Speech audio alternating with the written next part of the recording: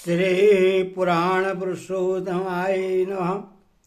ओम गणेशाय नमः। श्री शिव महापुराणाय विज्ञेश्वर संहिता। मैं भक्तगणों आज आपको प्रयाग में सूजी से मुनियों का तुरंत पाप नाश करने वाले साधन के विषय में प्रश्न के बारे में कथा सुनाऊंगा। आप इसको ध्यानपूर्वक सुनें और इस चैनल को लाइक सब्सक्राइब जरूर करें। आगंत मंगल मंगल जात समान भाव मार्यम तमे समझरा मरमात्र देवम पंचाननम परवल पंच विनोदशीलम भावाय मनसी शंकर मम्बिकेशवम, जो आदि और अंत में तथा मध्य में भी नित्य मंगलमय है, जिनकी समानता अथवा तुलना कहीं भी नहीं है, जो आत्मा के स्वरूप को प्रकाशित करने वाले देवता परमात्मा हैं, जिनके 5 मुख हैं और जो खेल ही खेल में अन्य जगत की रचना पालन और सहार तथा अनुग्रह एवं तिरोभाव रूप 5 प्रबल कर्म करते रहते हैं, उन सर्वश्रेष्ठ अजर अमर ईश्वर अंबिकापति भगवान शंकर का मैं मनि मन चिंतन करता हूँ। व्यास जी कहते हैं, जो धर्म का महान क्षेत्र है, जहाँ गंगा यमुना का संगम हुआ है, उस परम पुण्यमय प्रयाग में जो ब्रह्मलोक का मार्ग है, सत्य वर्त में तत्पर रहने वाले महातेजस्वी महाभाग महात्मा मुनियों ने एक विशाल ज्ञान यज्ञ का आयोजन किया। उस ज्ञान यज्ञ का समाचार सुनकर पुराणिक शिरोमणि व्यास शिष्य महामुनि सूत जी वहां मुनियों का दर्शन करने के लिए आए। सूत जी को आते देख वे सब मुनि उस समय हर्ष से खिल उठे और अत्यंत प्रसन्नचित्त से उन्होंने उनका विधिवत स्वागत सत्कार किया। तत्पश्चात उन प्रश्न महात्माओं ने उनकी विधिवत स्तुति करके विनय पूर्वक हाथ जोड़कर उनसे इस प्रकार कहा, सर्वज्ञ विद्वान रोमहर्षण जी, आपका भाग्य बड़ा भारी है। इसी से आपने व्यास जी के मुख से अपनी प्रसन्नता के लिए ही संपूर्ण पुराण विद्या प्राप्त की। इसीलिए आप आश्चर्य स्वरूप कथाओं के भंडार हैं।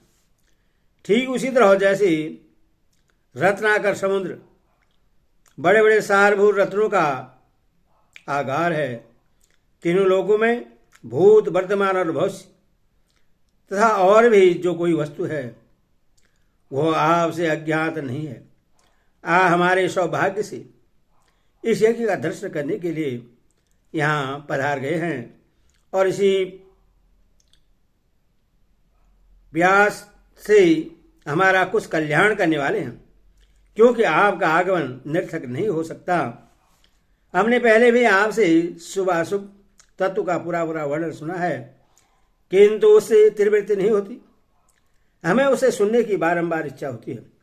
उत्तम बुद्धि वाले सूत जी, इस समय हमें एक ही बात सुननी है। यदि आपका अनुग्रह हो तो गोपनीय होने पर भी आप उस विषय का वर्णन करें।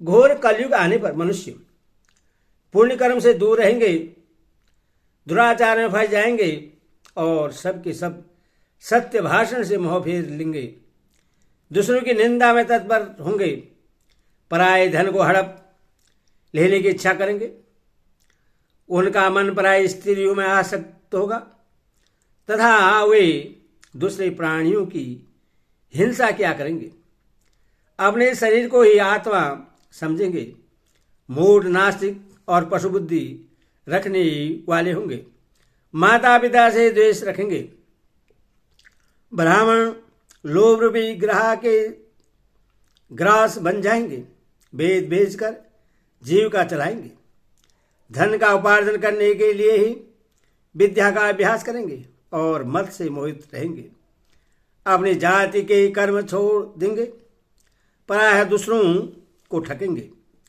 तीनों काल की संध्योपासना से दूर रहेंगे और ब्रह्म ज्ञान से शून्य होंगे।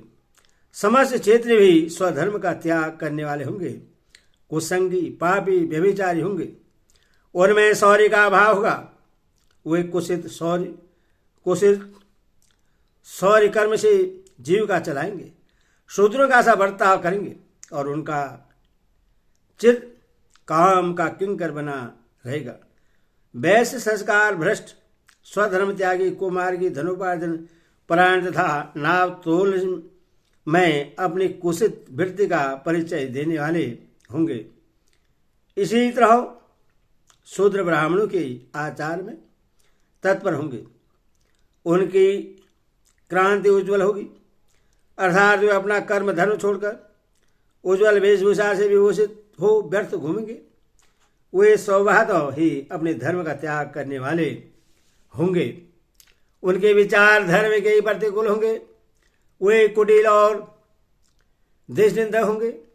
यदि धनी हुए तो कुकर्म में लग जाएंगे। विद्वान हुए तो वाद विवाद करने वाले होंगे। अपने को कुलीन मानकर चारों वर्णों के साथ वैवाहिक संबंध स्थापित करेंगे। समस्त वर्णों को अपने संपर्क से भ्रष्ट करेंगे।